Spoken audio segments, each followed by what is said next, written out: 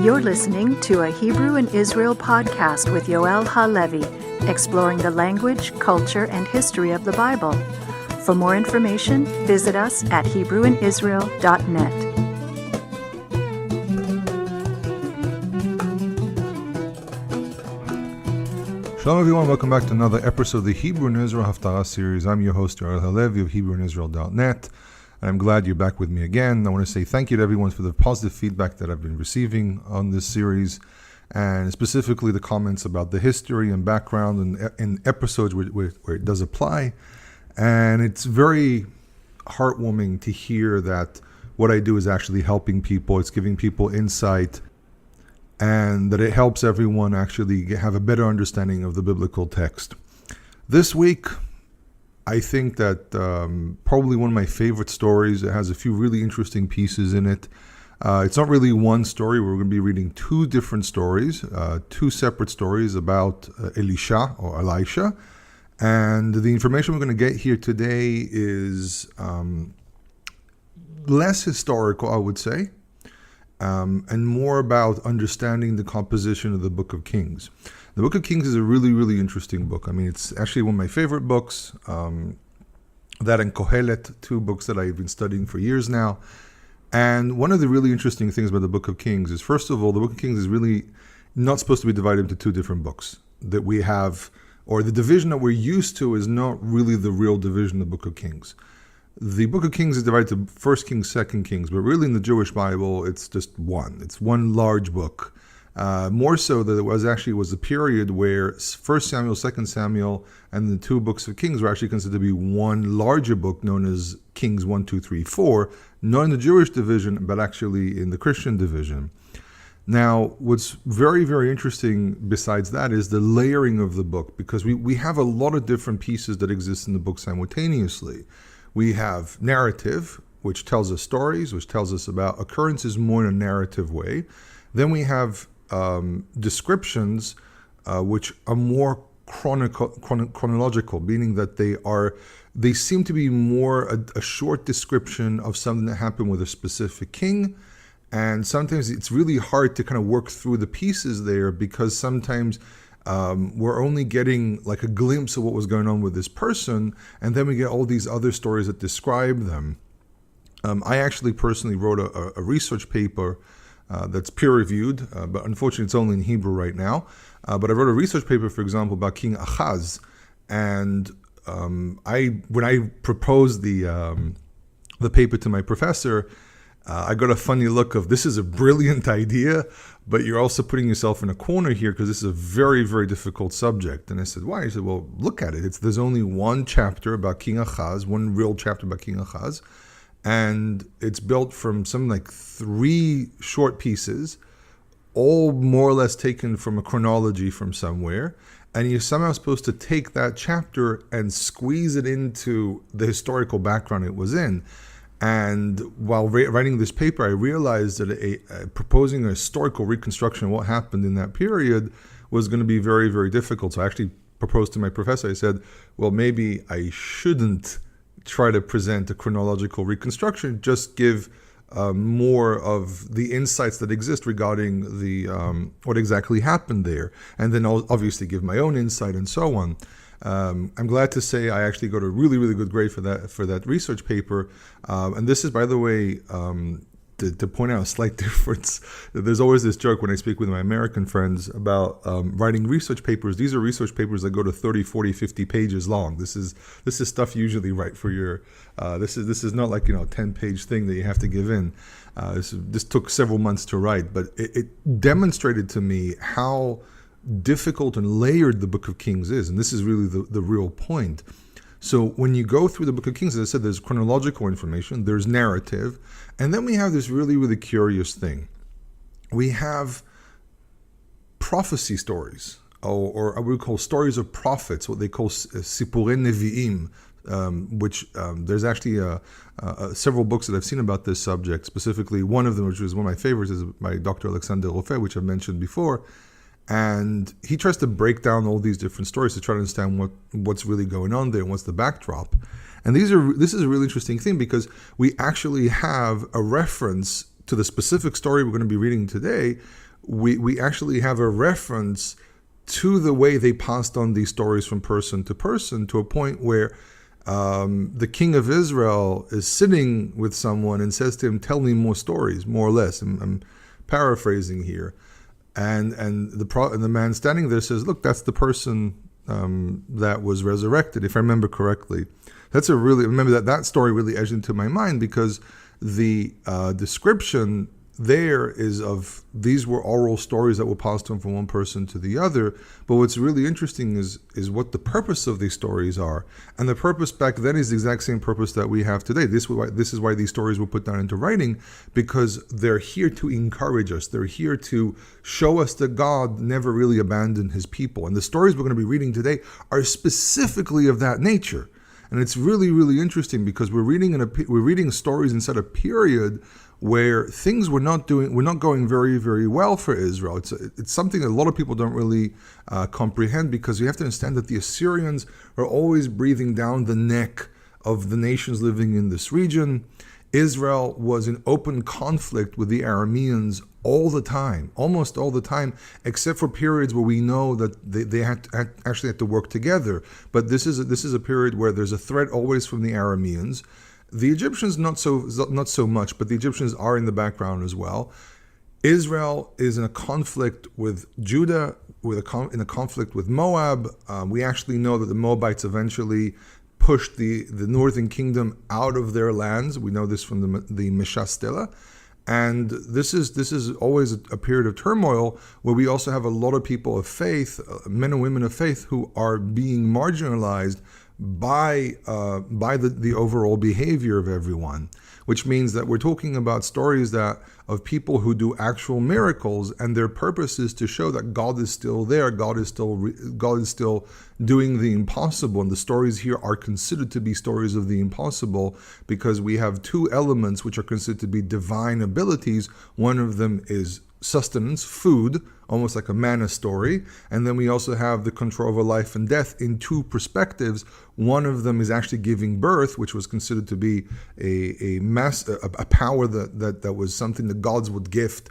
If you, for example, read the stories of Akhat, and specifically, these are Ugaritic stories, and specifically the stories of Daniel, which is the Daniel, which is mentioned in the book of Ezekiel. There's no doubt about that. You can go, I have a video where I discuss this, a video on YouTube where I discuss this.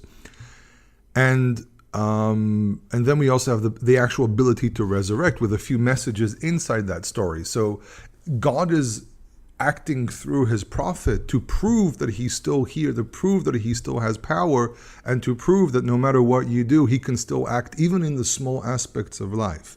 Now, I'm a person that usually says we have little miracles in our lives, but we also need to understand that sometimes things are mostly on the grander scale, because we have to remember that we are still dealing with the principle of being a nation.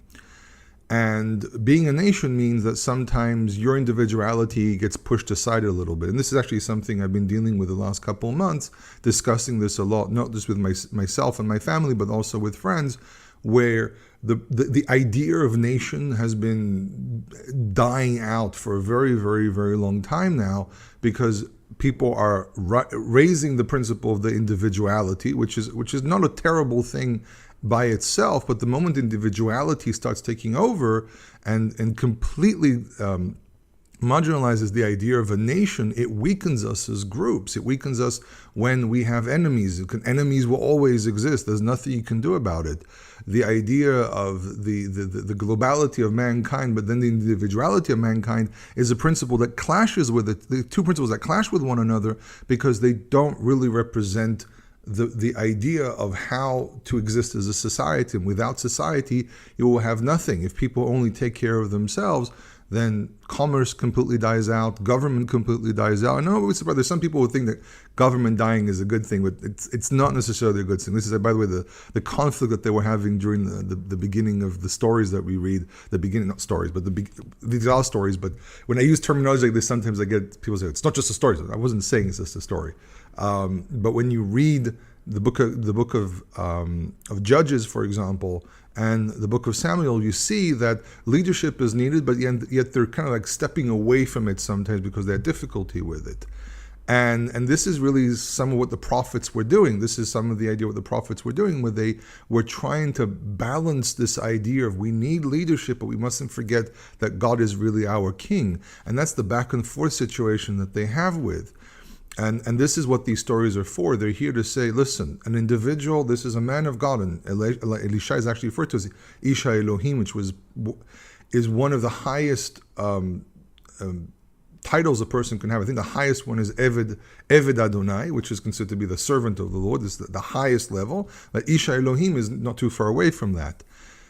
And he's here to do actions that everyone else can hear about to show God is still here. And this king that you have, he needs to be obedient to God. And that's, if you read a lot of the stories specifically from the Northern Kingdom and the way they're depicted, they go through this process all the time. A prophet shows up in front of the king, tells him what to do. The king either repents or doesn't, and they have this ongoing dance, which is really, really interesting, because when you start reading between the lines, you notice that the kings of Israel, with all the descriptions of them being wicked, were very aware of the problem of what they're doing, which raises some questions about how things are being described to us and what's really hiding underneath the information. This is something obviously that has to be discussed in a much more detailed way. I have been thinking of writing papers or making recordings that relate specifically to the Book of Kings, but again, I have a lot of ideas that are on the back burner all the time because there are a lot of things that have to be done. But I think that the Book of Kings is a very misunderstood book, because a lot of what we read in it is also our interpretation via very, very specific glasses, specifically the idea that the Northern Kingdom is always wicked. And this is not necessarily the case. We actually see where some kings were very, very aware of the problems of what they're doing. Sometimes people wake up. And also we need to understand that we're seeing this always from the perspective, or mostly from the perspective of the kings themselves. We don't hear much about the people. Every once in a while we hear about the people. And this is one of the things these stories do. Specifically, the story deals with probably two women. You can debate if it's really two women or not. Sometimes, again, the reason I say this is because sometimes some pieces of information get jumbled together, but I would say this is probably two separate women. There are some elements, there are two women, and the way you recognize the difference between them is one has children, the other one doesn't. But because not everything is always in chronological order, this might be a woman that had children and then didn't have children in the beginning, then had the first child, maybe a second child showed up, and then we have another story that came later about the same woman, but she already has her two children. But again, that's kind of like what we can call academic hula hooping. It's sometimes games you can play. I'm not sure if anyone actually makes this claim, but I have noticed similar arguments about other places around the Bible. However, I would say that mostly what's going on here is that there's similarities here. There's women, there's an element with children, there's obviously a fear, a concern. The prophet steps in and helps. There's a husband who's kind of absent as well. In the first one, the husband is not alive. In the second one, the husband is just old. We don't really hear anything from him. The women are very, very active. And this is very interesting that specifically women. Usually we hear this whole thing about the Bible is a story of men, and it's usually the history of mankind overall. It's usually written from the perspective of men. But here we actually hear about a prophet that interacts with two women, and he helps them. Now, this is a really interesting thing because it's very, very common in traditional societies that a man, especially if it's a man who's has a prominent position in the community and everything, never really comes in contact with women. Now, this is not the case in the United States, in Christian society, but for example, in Mediterranean society, specifically if you come from a much more Middle Eastern society, usually you keep your distance. But here, he actually steps in and helps, which gives us a kind of an idea of maybe leaders need to learn to be accessible to everyone. But again, today with some of the stuff that goes on, it's always very, very, very scary. But this really shows us a very, very different attitude of a prophet towards, as a leader, what should he or shouldn't he do when it comes to women. And we see that the interaction is actually permissible, but obviously there's there are agreements, there's understood ideas of what's allowed and what's forbidden in this type of behavior. But in any case, it's very intriguing that the stories about Elisha involve two women. It is considered to be relatively unusual, and I'll point this out because the reason I point this out is because later on we'll talk about interpretation of a specific verse and how things get interpreted, and you'll see why I bring this up. So we have a very, very long reading. I'm actually going to take the longest reading there is, which is 30 plus verses. So we are in 2 Kings chapter 4, and we're going to be reading the majority of the chapter. This is so long that I might start skipping things. You can notice I'm actually keeping the introduction very, very short. So the first story is a story about a woman who has two children, and her husband passes away, and there's a debt collector, or a person she owes a debt to, that she has to repay. And if she doesn't repay, he'll take her children away. Now, this is a really strange situation because in truth, the Torah doesn't allow a debt collector to take away someone's children. I've seen commentators that try to connect this to things like in Exodus and so on, but the problem that we have here is even when you have a debt, there's a massive question here about taking someone away because of a debt. We're probably seeing here something that goes outside of the spectrum of enslaving someone in the Torah itself. This could be why the outcry is so serious, that she's trying to describe to the prophet something that is outside of the Torah laws. Because we find here that these characters are Torah observant. Specifically, if we take the parallel of two women, one of them actually goes on the Shabbat or the new moon to go see the prophet, which means these two women are parallel to one another, which means they're both Torah observant. They both look at the Torah the way it should be done.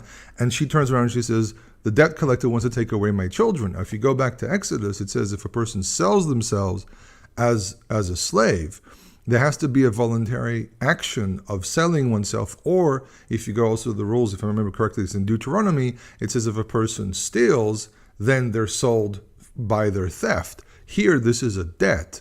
Now, the thing about debt as well is that we have to remember that the law is that on the seventh year, that any debt is taken away, which means is forfeited, which means that what we're probably reading here is outside of what the Torah allows. And what we're seeing here is as someone in the northern kingdom probably following a law that was introduced by Mesopotamian law, but not by Israelite law, because Israelite law respects the human condition, respects human beings, and prefers not to enter Israelites into the state of servitude, which means that what we're looking at here contradicts the morality of the Torah.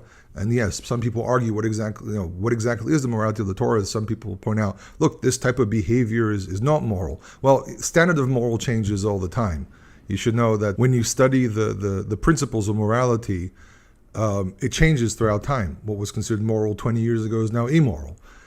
Some things that people think are moral today are probably immoral by other standards. So when people discuss morality, remember I had a discussion years ago with this lady, and everyone tries to be very philosophical and everything, but no one really understands the principles of philosophy or morality. There are actually people who study this in a much more serious way. Like, for example, Professor Asa Kasher here in Israel, who's an expert in this field, and he sometimes comes out and he gives ideas of what morality should be like, and some people really don't like it because it doesn't fit some idea that they have. He's trying to create a generalized idea of what morality is and to work from there, but everyone tries to squeeze in whatever they perceive moral, mostly because of their own personal reality and perspective, and not necessarily from a much more larger humanity perspective of what should and shouldn't be done. So when people discuss morality, it's a very, very, very relative term. But in any case, what we actually have here is probably a situation which contradicts Torah law and not something that we should actually consider to be something that the Torah actually allows, which does indicate to us that there is the possibility here that we have this possibility here that we are reading a reality of corruption at the time, and specifically a person who is loyal to God is the one who's being used to show how immoral this situation is. But what's really, really interesting is the prophet actually steps in and tries to find a solution for her that she can pay back her debt, which raises the question of, was there another maybe layer of civic law? And I'm about to contradict myself for a second here. Could have there been a civic law imposed by the king that allowed people under certain circumstances to take someone into slavery? And that's something that was proposed when I was studying the Book of Kings. It was proposed that there was such an idea that we have the Torah law, which is held by the priests, and the priests are the ones who make the decisions on it. But kings felt that they had the power to override certain situations and allow the judgment of the king. So we might be dealing with this. So this can also be a type of reflection onto the kings themselves, showing that the corruption is mostly from the king, and there were people who were using this corruption, were using this structure of kingship for their own advantage, and were ignoring the Torah. Okay, so we need to start reading this text. It says, "Ve'isha achat min neshei bnei hanevi'im tza'aka el Elisha lemor." One woman, a specific woman, we never really get her name here. It's a very common thing that you don't have the name of people, especially women. It's a really interesting thing. But omission of names is not unusual. We actually know that even in royal inscriptions in the ancient world, even if there was someone important, they sometimes omitted their name. Whoever was reporting by it would omit their name because it's irrelevant to them as a person. Maybe also to keep this story more generalized, more less personal, so it can speak to everyone, you remove the person's name, so it doesn't become the story of this person, it becomes the story of all people. And also, it's very interesting, and something else came to mind, the fact that these are women. Women technically were a protected class, especially widows. So there's an issue here of civic justice being opposed to Torah justice, where you have to take care of the widow here and the fatherless. Here, the prophet steps in, and he becomes a symbol to the idea of protecting these two protected groups, but also protecting the laws of the Torah. So there's some elements here which are hiding in between, because classically we say, we rarely have any information about Torah keeping in ancient Israel, but we actually do when you look between the lines as well.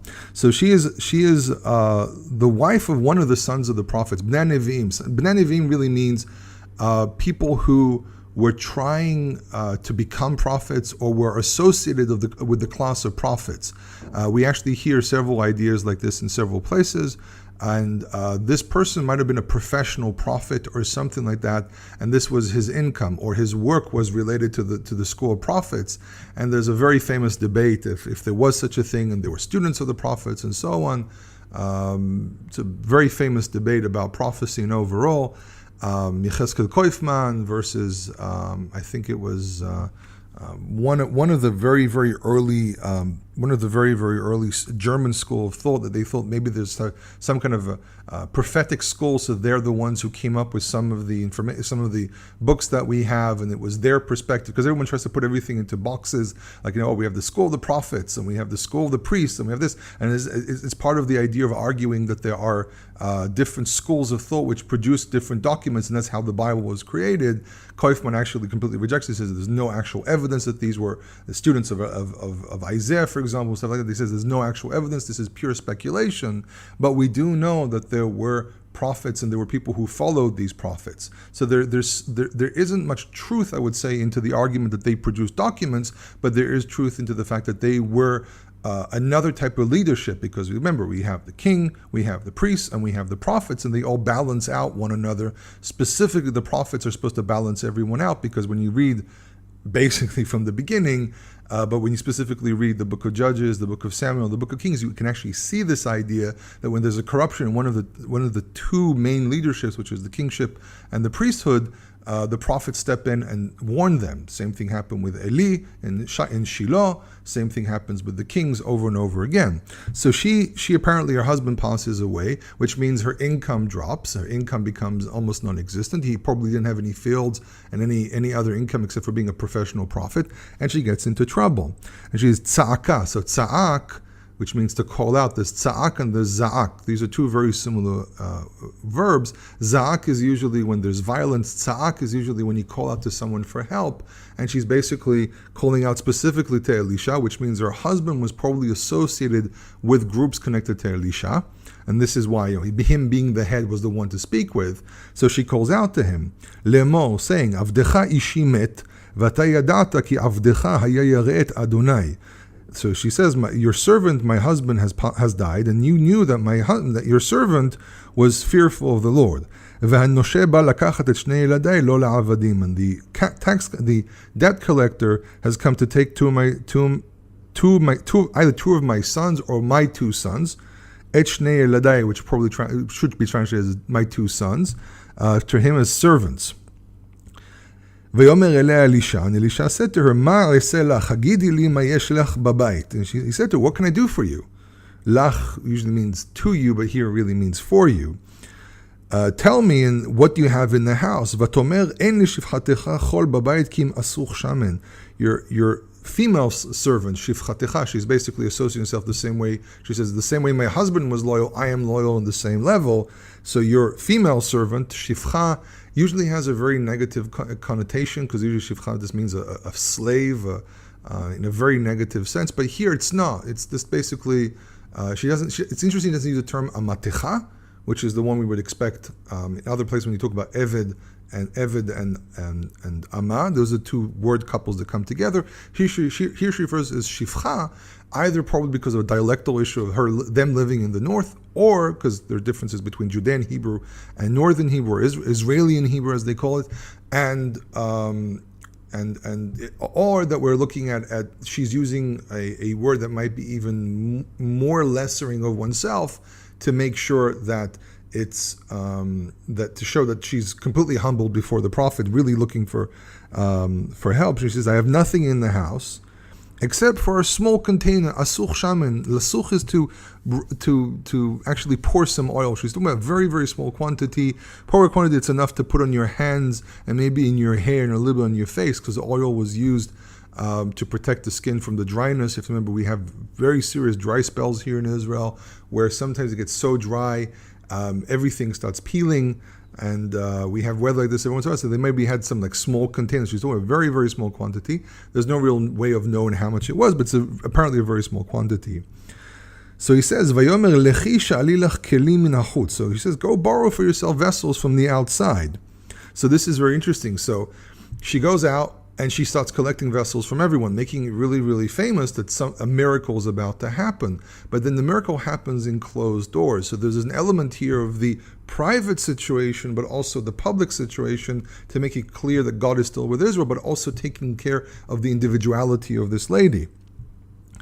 So he says, go and collect for yourself vessels from the outside, me'et kol shchenaich, from all your neighbors. And there's a really interesting dialectal issue here. Every time he refers to her, almost every time, but many times he refers to her, the kri, which is what we write, the kri is what we read, and the ktiv, what we write, are a little different, showing a dialectal difference in the text, which indicates that the Masoretes preserved probably some elements of Israeli and Hebrew, even though Israeli and Hebrew was almost non-existent by the point the Masoretes, well, actually was non-existent completely, but they were able to preserve some elements of it, which is really, really interesting. He says, go collect empty kelim rekim al tamriti. Empty vessels do not skins. Don't collect a little bit of them. Go collect from everyone, large quantities.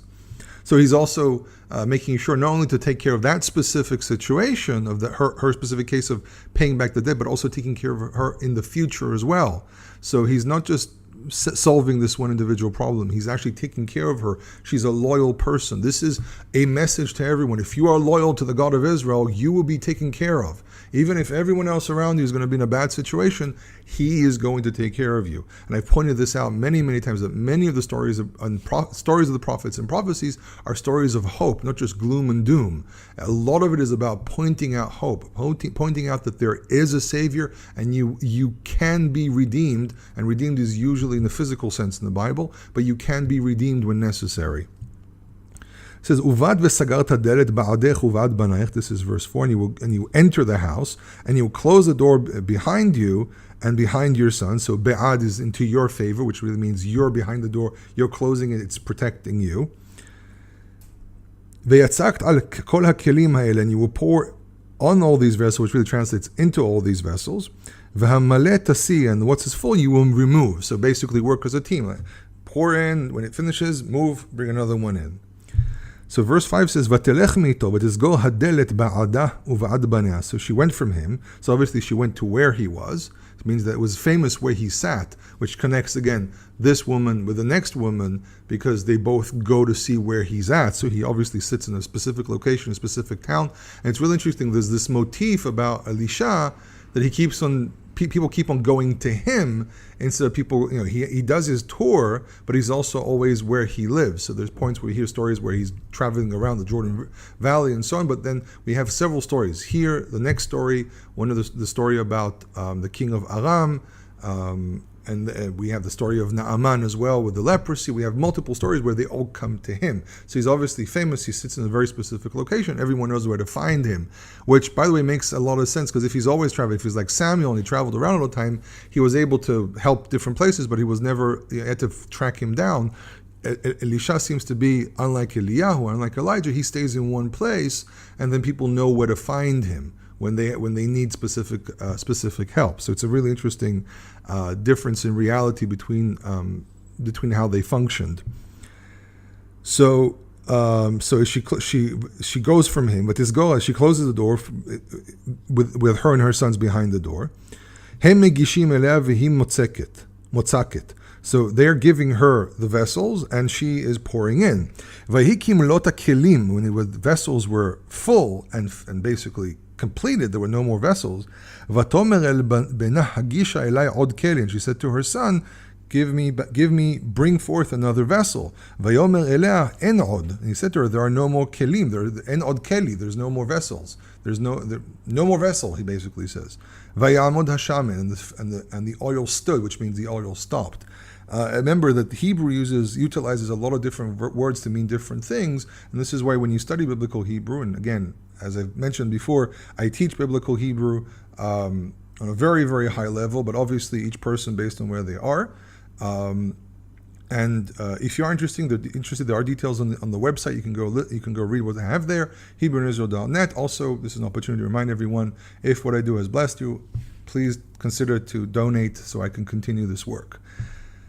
So then he continues and says, verse 7, "Vatavo v'taged leisha ha'Elohim." So she came and she said to the man of Elohim. So he's not referred to as Elisha, she's referred to as Isha Elohim, because he's functioning here as the person who gives her the information of what to do.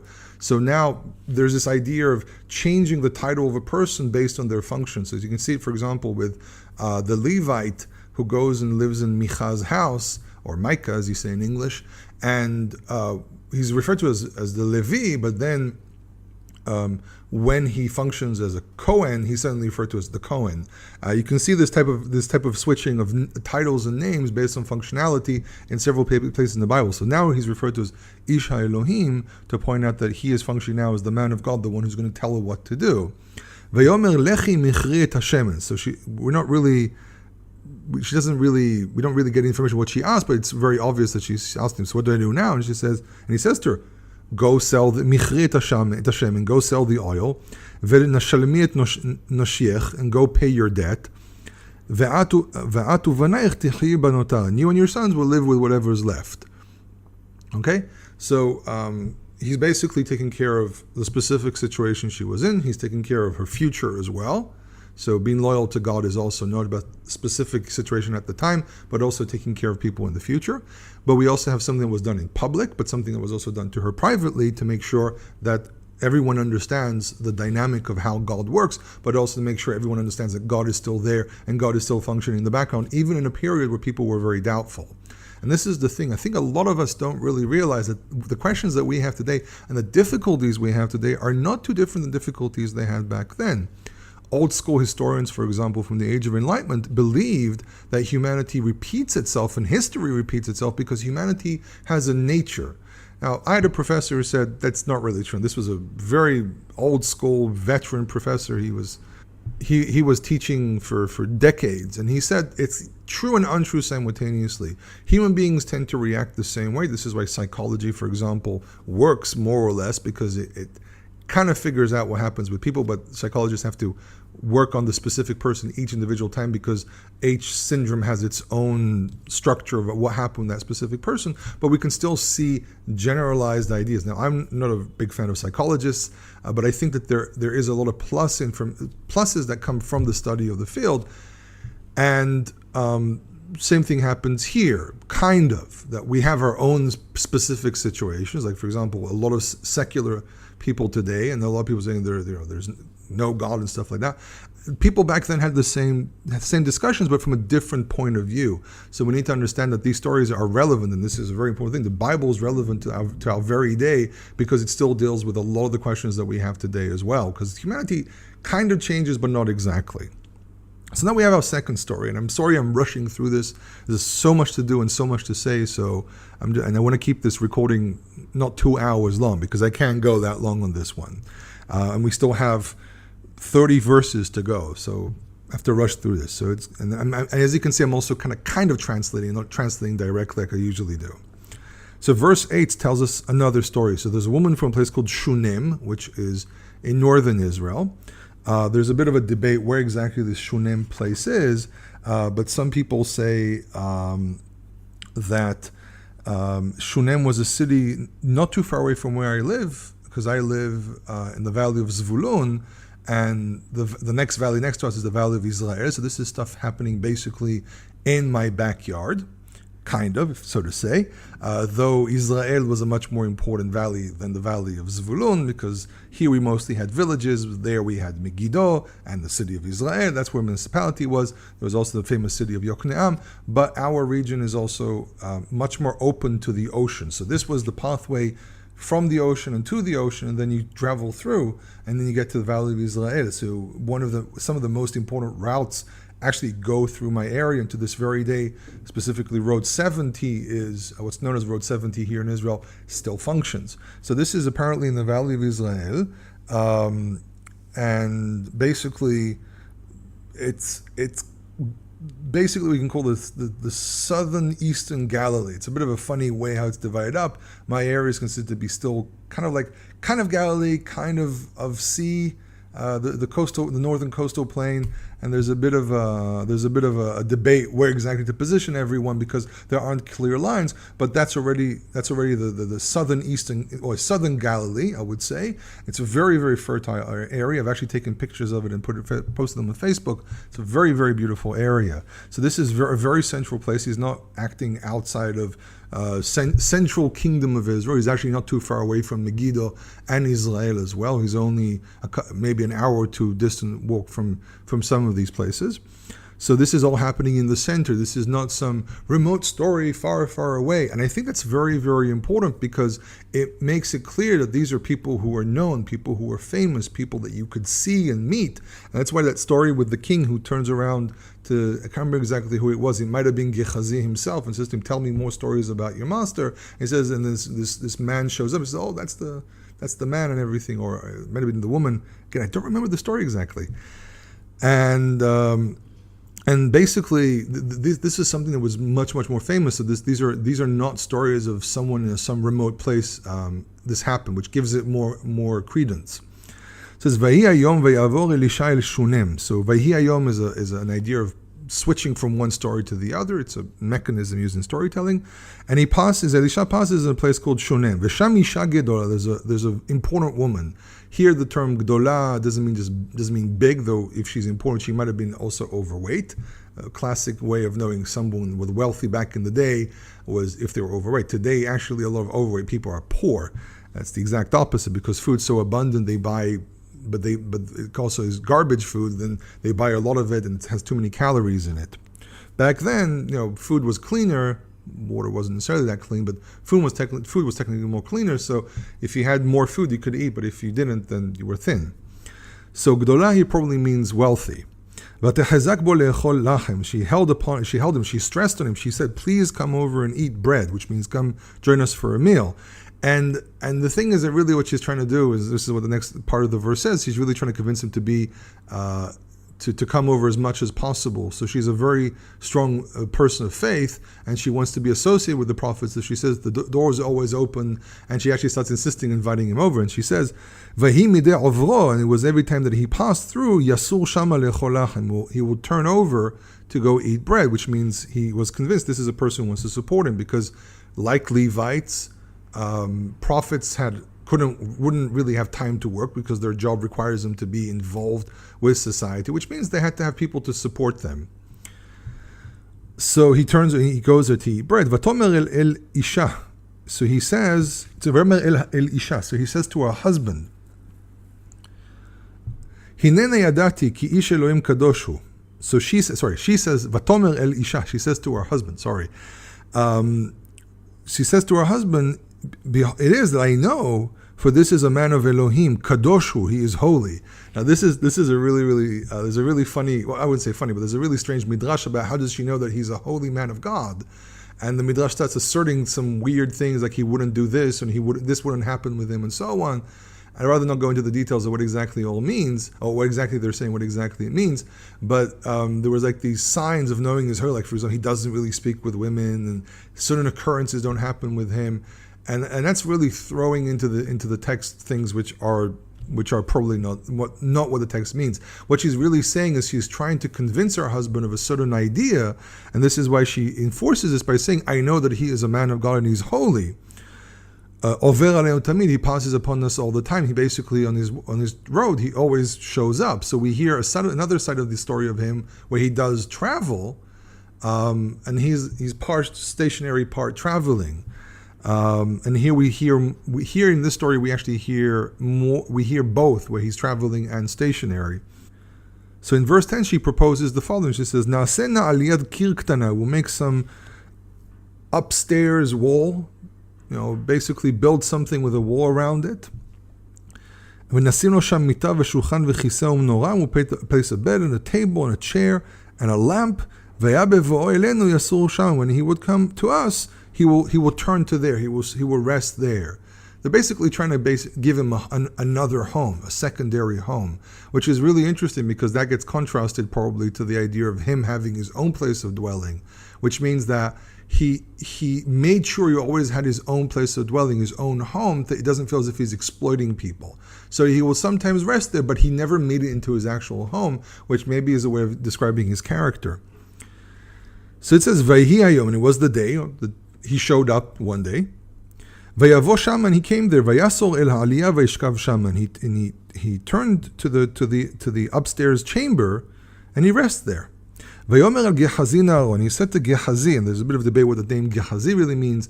Might be similar to the idea of Gehizayon, as we hear later on in the latter books, a valley of vision. Maybe his name is supposed to be a person who's connected to visions like his master, but he doesn't have visions. I'm not too sure exactly what it means. This actually might not necessarily be his real name, as I've suggested before in other situations.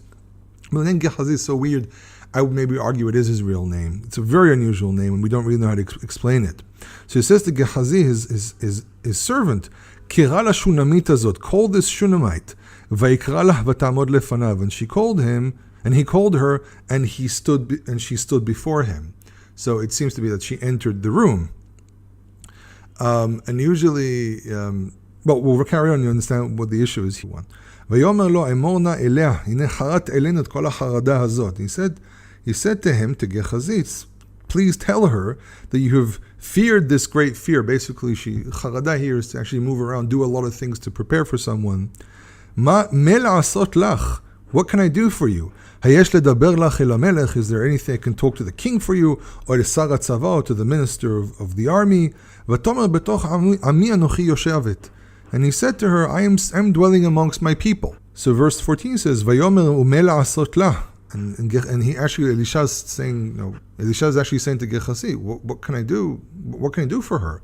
So Gehazi actually is a lot more involved, and usually this is understood as being that Elisha was actually unaware of his environment because he's so holy. I'm not too sure this is really what the text is saying, but this is a very, very common interpretation.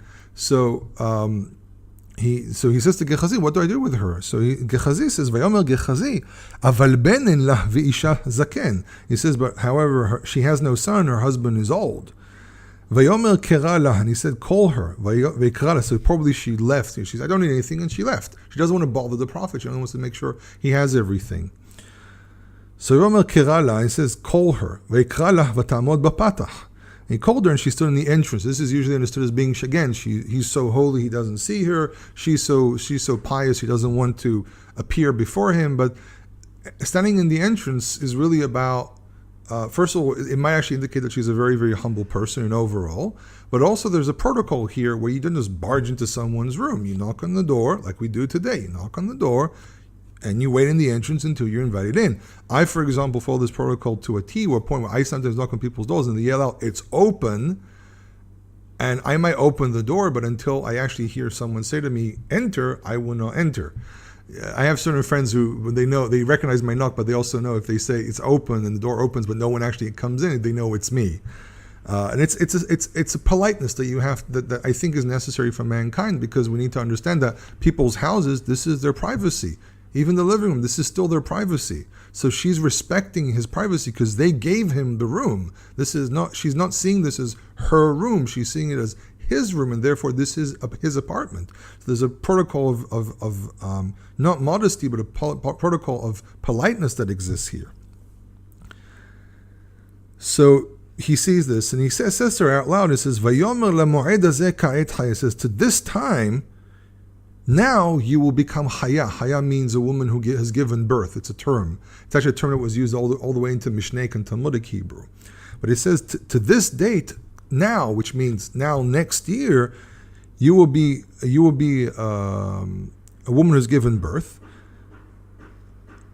At choveket ben, you will be holding a son. Vatomer, and she said, Al Adoni ish Elohim, please know, my Lord, the man of Elohim, Al techazev b'shivchatecha, do not lie to your servant.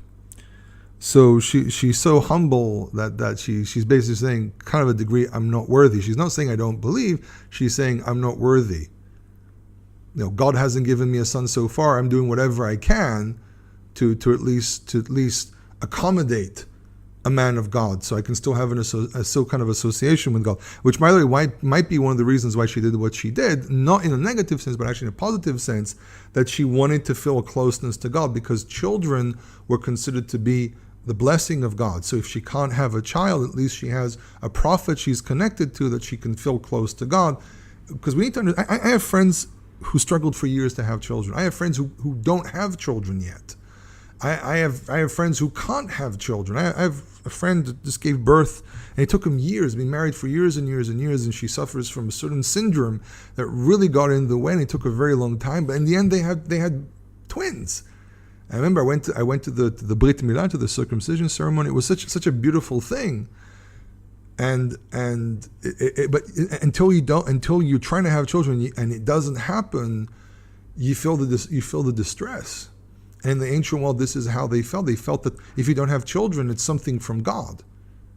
And I still believe it's something from God. The probability of having a child, if you really read about it, because we're used to seeing children, but the probability of life actually happening is a lot more complex than most of us realize. And more women have miscarriages than people actually realize. I have a friend who's he and his wife got married not long ago, and they're trying to get pregnant, and he called me up and he asked me about it. And I said, yeah, well, she had a miscarriage. He said, is this normal? And they said, yeah, it is. It actually happens more commonly than you realize. So we have to understand that the probability of life is really complex, and having children wasn't a given back then, and it's not a given today either. A lot of people have children, but a lot of people don't as well. So we don't understand this. So when you say something like this, and if a person's been married for a very, very long time and they don't have children, and they say, oh, you're going to have a child very soon, the shock here. And and basically saying this, maybe I don't have children because God decided I'm not worthy. So she's not exclaiming out of not believing; she's exclaiming out of it wasn't God's will so far. But she's also she believes him. Maybe there's some element here of shock, because probably this is the one thing she's always wanted in her life. So he turns around. This is more of a private story, but again, a woman who's everyone knows who she is. Her husband, she's a very famous woman. She gives birth after a year. That's pretty serious. First of all, it associates the idea of like Sarah and Rivka and Rachel, who didn't have any children. by her having a child with an old husband is considered to be a divine miracle, a miracle of life. So it says in verse 17, immediately, to make sure that to jump ahead in time in 1 year to prove that this actually happened, it says, Vata'ara isha vateled ben. The woman became pregnant and she gave birth to a son. Lamoed hazeh ka'et chaya, to this specific time, proving that this is exactly based on his prophecy to show that God is involved through his prophet and you need to listen to the prophet. She became a woman who has given birth. Asher diber elea Elisha, as Elisha spoke to her. Vigdal hayaled, and the child grew. Vayhi hayom, and it was the day.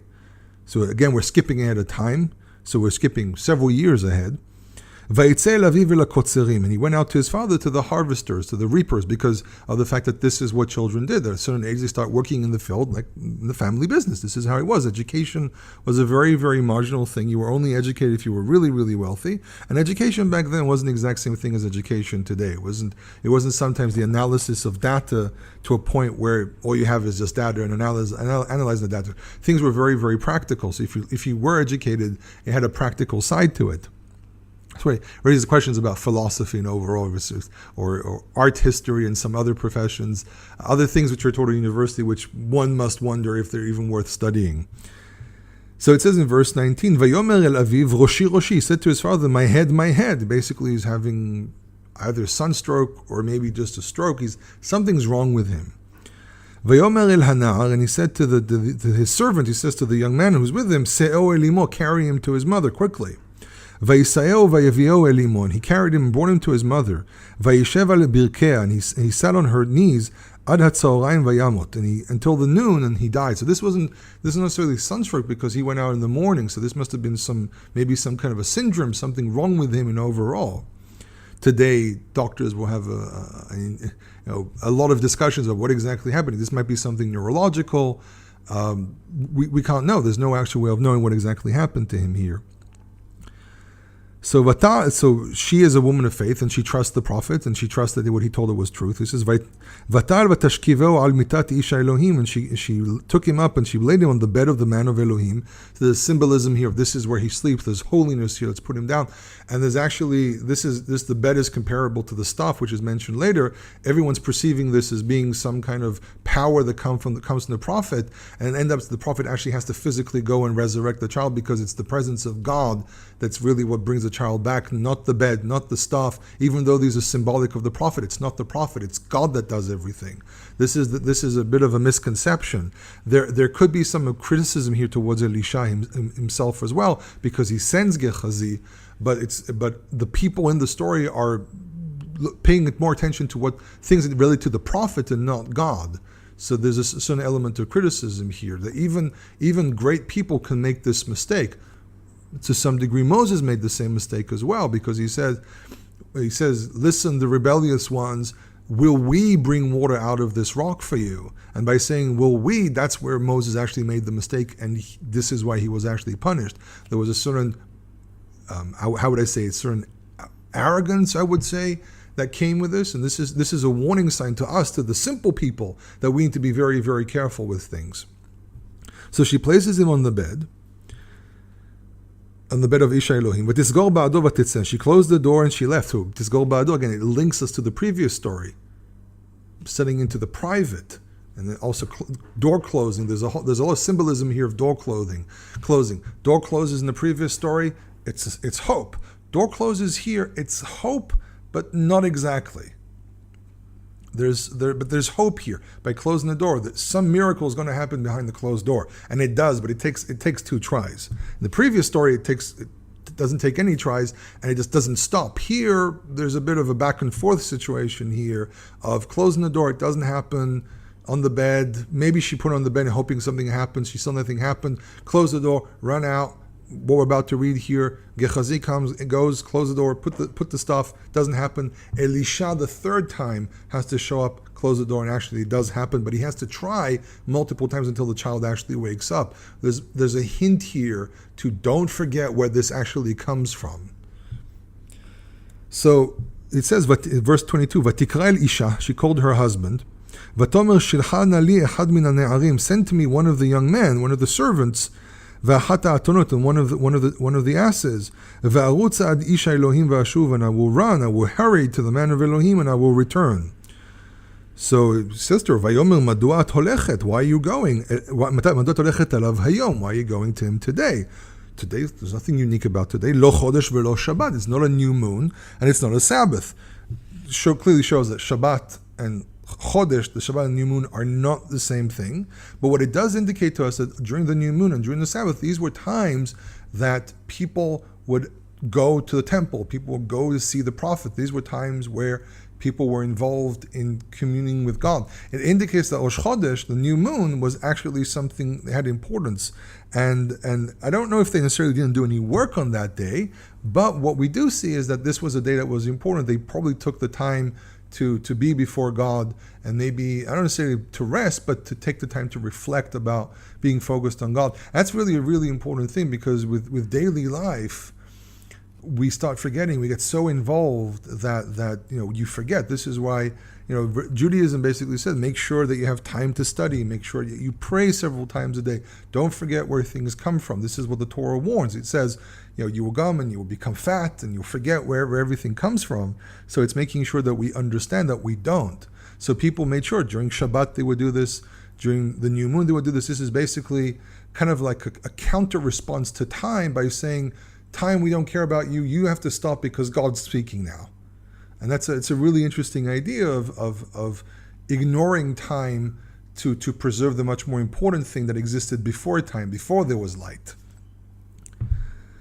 So and he says it's not a new moon, it's not a Chodesh, and it's not a Shabbat, it's not a Sabbath. Chodesh, by the way, relates to the word Chadash, which means new. This is why, in a lot of Semitic languages, this term really refers to the new moon. And Vatomer Shalom, she says peace, and there's nothing wrong. So she put a wrapping on the donkey, a saddle of some sort, and she said to her young servant, lead the donkey and let's go. Al ta'atzor li lirkov ki im amarti lach. Now, do not stop me from riding unless I tell you. Basically, hurry. We're not waiting for anything. Vatalech vetavo Elisha Elohim, and she went and she came to the man of Elohim, El Hara Carmel, to Mount Carmel, which is a mountain that I used to be able to see from my window, and nowadays I can't because of all the buildings they built in my area. But Mount Carmel is very large, and you can see it from a distance. So he's obviously sitting somewhere in Mount Carmel. It's possible he was sitting not too far away from where Elijah did his miracle. Maybe that's why he was there. He felt that this is where he can strongly connect to his teacher, because this is the biggest place of miracle that happened. So she goes into Mount Carmel. Vayhi kirot isha Elohim. It was when the man of Elohim saw her. Vayhi kirot isha Elohim otah mineged, when he sees her from in front of him from a distance. Vayomer Gehazi na'aro hinei shunamit halaz. He says to Gehazi, his servant, there is the Shunammite woman. Ata rutzna likrata. Now run towards her. Ve'emor la, and say to her, Shalom lach, Shalom li'ishecha, Shalom la'yaled. Vatomer Shalom. He says to her, are you at peace? Is your husband at peace? Is your child at peace? And she said, peace. She said, everything's fine. Vatavo Elisha Elohim, and she said to Isha, so she's not interested. She not talking to everyone, not telling anyone anything. She wants to speak directly to the prophet, not allowing the information pass on through anyone. And I'm not too sure why she does this. It's very unclear to me why she does this, but this is what she does. So Vatavo Elisha Elohim elahar, she came to the man of Elohim to the mountain. Vatahazak be'arglav, and she grabbed a hold of his legs, begging. Basically, she's down on her knees, and she's begging. And Vayagesh Gehazi lehotfah, and Gehazi came forward to push her away. Gehazi is, we kind of get an idea of who Gehazi is from this point onwards, where he's the one, he tries to push her away. He's not a nice person, let's put it like that. And it's very strange that Elisha wanted such a person to help him. Maybe there were some elements of his behavior that were very, very useful for him at the time, but we do start seeing the deterioration in Gehazi's behavior. In the first part of the story, he's very nice, he speaks for her, he helps her, he advises to bring the child. So Elisha is the one that can't see, Gehazi is the one who can see. Here the characters are flipped. Elisha is the one that understands, Gehazi is the one who doesn't. Gehazi might be a little arrogant here as well. We took care of her. What does she want now? Why is she jumping on the prophet? We gave her a child. This is the big thing. But Elisha is also partially blind. He understands the problem, but he's also partially blind because he sends Gehazi. And he should have realized Gehazi was not the one to send because of what Gehazi just did here. So again, the Tanakh has no problem describing the weaknesses of some characters. So it says, Vayomer Isha Elohim harpela ki nafsha marala. Leave her alone. Let her go, for her spirit is bitter to her.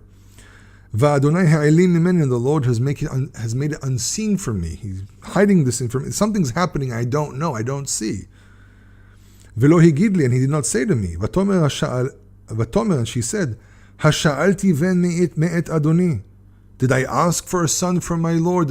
She's not referring to as Isha Elohim. She's not referring to him as anything. But she says, my Lord, I never asked for you for a child. Halo amarti lo tashle oten. She said, wasn't it so that I said to you, do not deceive me? Do not give me false hope. Vayomer leGehazi, and Elisha immediately understands what happened. He knows something happened. He says, Vayomer leGehazi, he said to Gehazi, Chagor motnecha vekach mishanti veyadecha. Put your belt around your waist, basically prep yourself for travel, and take my staff with you. Velech ki timtza ish lo tevarchenu v'chivarcha ish lo ta'aneno. And go. And if you meet someone on the way and they bless you, no, don't bless them. And if they bless you, don't answer. V'samtam mishanti lepnei hanar, and you place my staff on the face of the young boy. So there's an interesting idea. Again, the same way she wasn't talking with anyone, she just carried on. Elisha does the exact same thing. Maybe there's this element of when something is super urgent, you don't talk with anyone, which is the same way. You have time we're running through. So it might be that Elisha means that there's a window here. She understood there's a window. He understood there's a window, but they're both blind to God's will here. She doesn't know why God has taken the child away. Elisha doesn't know why the child is taken away. But we see a parallel here that she travels without stopping, without talking with anyone, without telling anyone. Elisha does the exact same thing. So when there's something that has to be done for God, you don't stop. Because she probably she complains, but she probably also understood there's a purpose to all of this. But there's a lot that I can't really tell why it's specifically happening in this manner. But there's obviously a principle of urgency here. So in verse 30 it says, Vatomer em hanar, and the mother of the young boy said, now she's presented as the mother of the child, she's very, very concerned. Chai Adonai v'chai nafshecha, as the Lord lives and as you live, if I leave you, and he got up and he walked after her. So he's sending Gehazi as a rush, run forward before us. Because Elisha is probably not that young, and he needs someone who can run really, really fast. He says, this is urgent, run, take care of the boy. We probably only have a small window to revive him. But she says, I'm not going to leave anyone. Basically, she's saying, I want you to come with me. I'm not going to leave Elisha here, but I also don't want to not go back home. So she's basically convincing him to go with her. So he gets up, and he got up and he walked after her. And Gehazi went before them, basically ran forward. He placed the staff on the face of the young boy.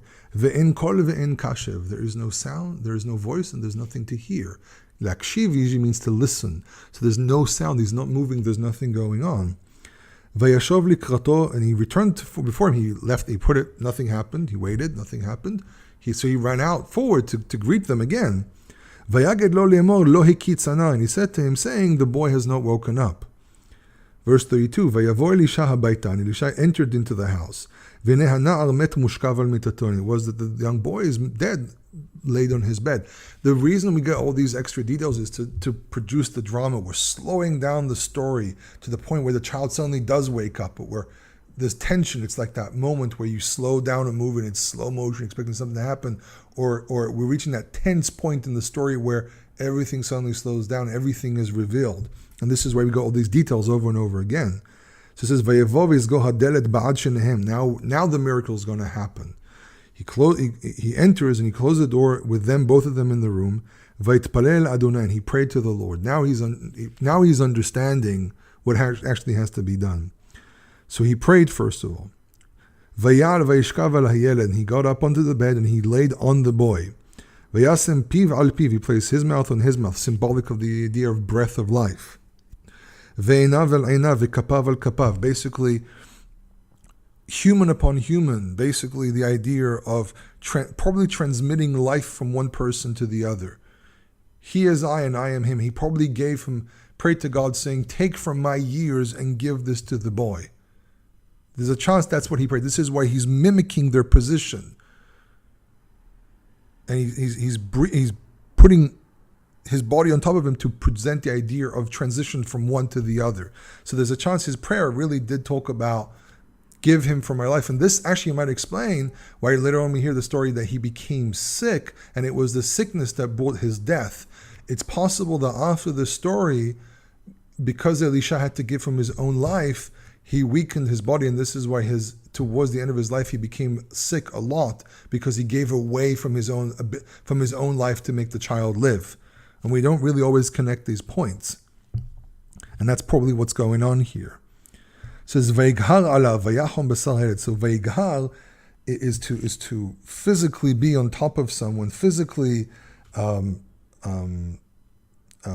lean on top of someone. So it doesn't mean that he just placed, it was literally, he placed his body on top of him. And then the flesh of the young boy became warm.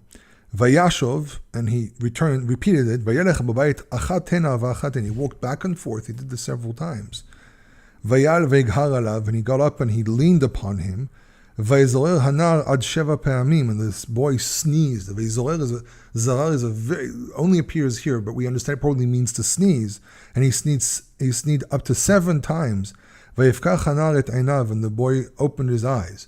Usually when someone sneezes, we say, bless you, because it was a sign of sickness. Here it actually is used as a sign of bringing back to life. Maybe the sneezing is the expulsion of whatever sickness it was, or the forced resuscitation of the body. Not very clear how sneezing actually steps in here.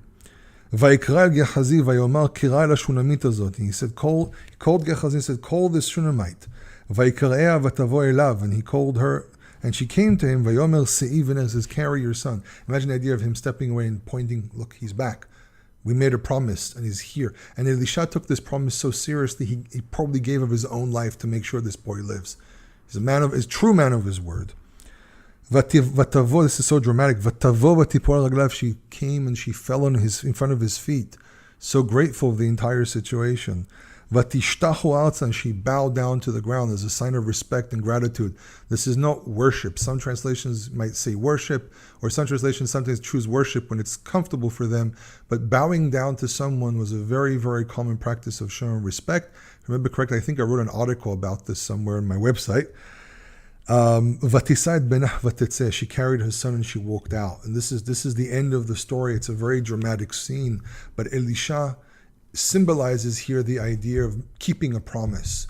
Elisha is supposed to symbolize God here as well.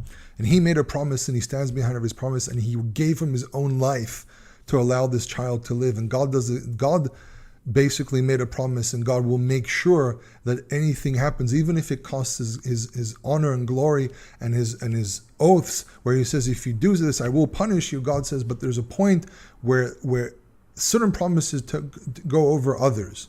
And if you make a promise, you have to stand behind your promise. So as I've pointed out, God is the God of faith. He's the God of promise. He's the God of emunah, who stands behind his word. And if he promises something, he will do it. Even when things look dire, he still can step in and help others and redeem humanity from its uncomfortable situation, whatever that situation may be. So I hope you enjoyed this discussion. Again, don't forget to visit HebrewInIsrael.net. Also the Facebook page, Hebrew in Israel. And again, if you've enjoyed these and these have blessed you, please consider blessing back by supporting, so I can get more research material, spend more time in the library and pulling out all this information and getting a hold of books when they're not available in the library. A lot of research goes into these discussions, a lot of thought goes into these discussions. And so as I said, if it has blessed you, please consider blessing me back. Kol Tov.